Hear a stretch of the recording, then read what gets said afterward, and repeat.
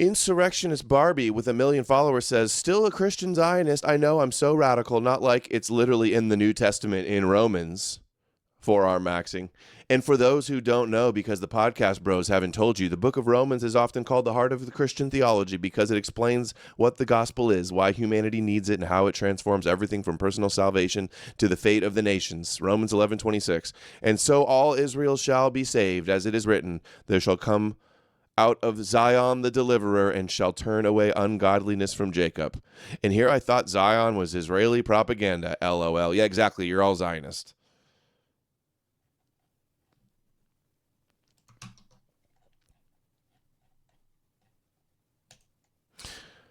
Andrew Wilson debating with the Louder and Crowder guy about Zionism. Let's see a little bit of this. I don't think it is absolute that my support for Israel is going to push them to name a false Messiah.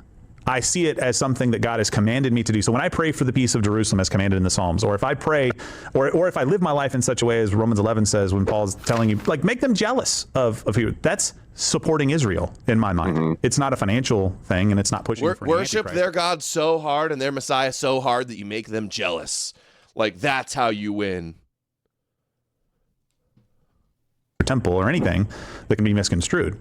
So at that time, I probably would have told you, like, pushing for Antichrist. Would you pray for any other group that's moving towards Antichrist? I would pray for every single other group who's moving towards Antichrist. I would pray for all of them. What would be special about Israel? Nothing. That's my whole point. Like, my whole point is, like, I feel like Christians have kind of messed that up. Like, I pray for them like I pray for everybody else. Okay. You know, God is not done with them.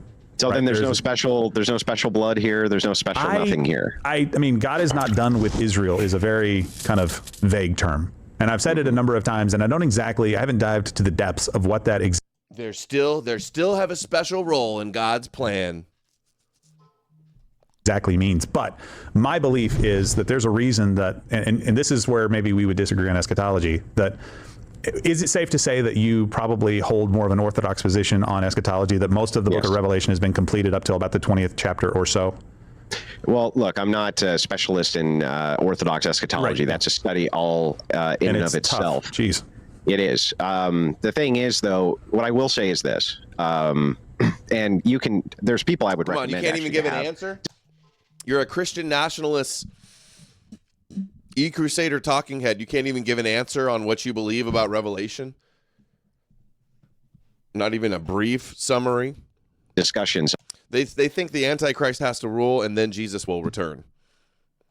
Just like the Protestants, just like the Catholics. On eschatology, the things that I mostly focus on these days are mostly church history and the ideas that, especially now in the last year, has become very politically relevant to dive into what's going on with what church fathers said about who Israel is, who the people of Israel are, what Christianity means, what our obligations are, especially when it comes to other nations, including any perceived Jewish nation, right? Yeah. And none anywhere in church history can you find anybody, any Christians anywhere talking about how if Jews establish a nation, then that's what Israel is.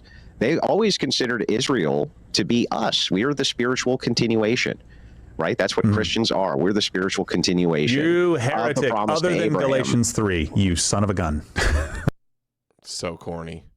Oh, actually, we're the Israel, though. There are verses in the Bible that talk about Jews having their land forever, the eternal capital, stuff like that.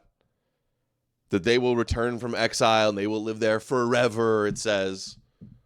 This whole like, we're the real Israel, though. Like, Christians think we're the real Israel. It's so annoying.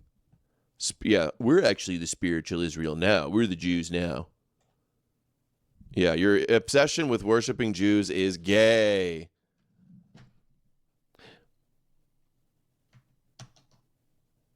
The absurdity of Christian anti-Semitism, Volkaspiro posted.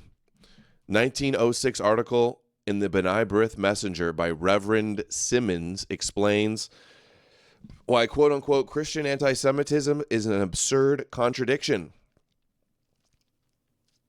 So this is before Vatican II. This is before Scofield Bible, I believe, also, right? When was the Scofield Bible first published, guys? Scofield Bible published. 1909. So 3 years before. Oh, I thought it was based before then. All right, it says 1906. 9/10 of our Christianity is Jewish. 9/10 of Christianity is Jewish. Our rituals and ceremonies, our baptism, marriages, and prayers are molded by Jewish words and phrases. In our sorrow, we turn to Jewish words of consultation for comfort. Our hymns of thanksgiving are Jewish hymns. At our funerals, we are comforted by Jewish hopes.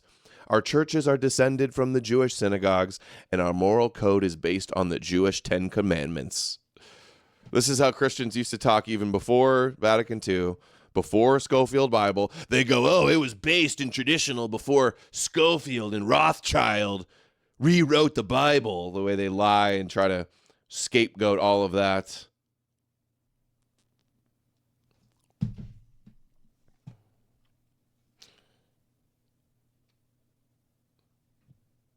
Churches descend from synagogues, and moral code is based on the Jewish 10 Commandments.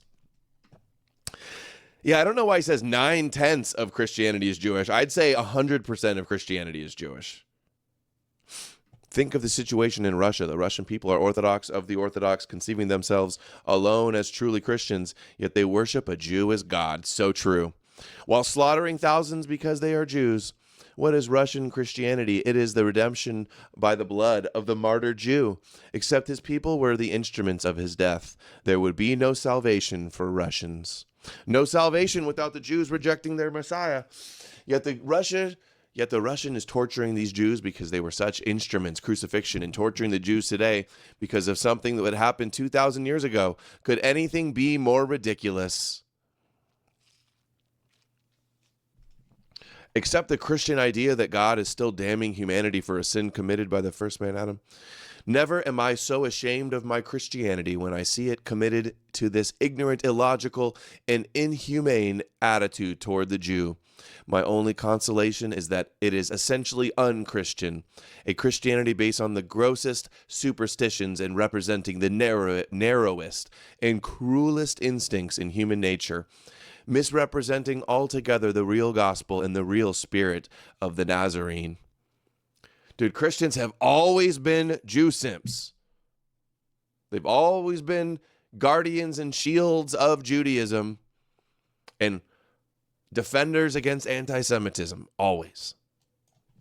Even like Nick said in the Tucker interview, St. Augustine put out the decree about protecting the Jews, and they're the witnesses, and they have to survive till the end of time and all that stuff.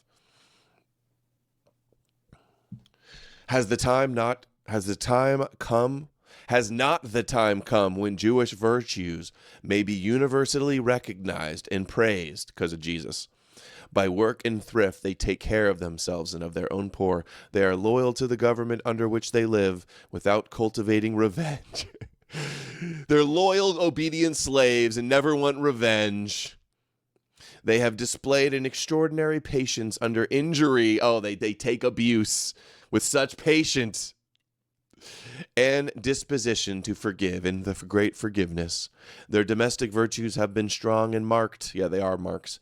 They contribute, but in infinitesimal number to the criminal class. They have their faults, so have we all. The point is, the time has come when civilized people can regard each other with good will and rise above an age-long and senseless prejudice. That's a real Christian. That's what the Christians in the real world, not the e-crusaders on the internet, sound like. Oh, here's another one. A true Christian, clipped up by See Through It All. Child of Abraham, part of Israel. Here's your average Christian. You are now a child of God, a child of Abraham, part of Israel. Read it with me, verse 26. For in Christ Jesus, you are all sons of God through faith. For as many of you as were baptized into Christ have put on Christ. There is neither Jew nor Greek. Again, there is neither Jew or Greek. And also for a lot of people who are Christians who are so proud about their heritage. I'm a white person, I'm a black person, I'm a brown, whoever you are, where you're from. When we compare that to who you are in Christ, these things, the worldly things, the temporary things, they do not even matter. What is more important is your new identity in Christ. You are a Christian first before you are anything else. Christian first, your identity doesn't matter, Jesus is your tribe. This is real Christianity. Christ. You are a Christian first before you are anything else. And you need to love all people the same way. You cannot, if you are white, love other white people more than black or other colors. If you're black, you cannot love black people more than you love other people from other colors. I just want to make that clear because there's a lot of... Is that clear, E-Crusaders? If you disagree, you will be thrown out of your church. You will be disavowed and censured. Videos online, and it seems like even Christians, they are so focused. Yeah, you are Jew first, Jewish Messiah first, if you're a Christian. Born, where they live, the color of their skin, that they start to lose focus. They're being distracted by the devil. Don't be caring about your people and your identity and your nations is the devil. You need to be Jesus first. It's satanic to where they were born, see where they live, yourself the as a color part of a their skin, people. that they start to lose focus. They're being distracted by the devil. There's one race, the human race under God. Under the Jewish God, one race. You are now a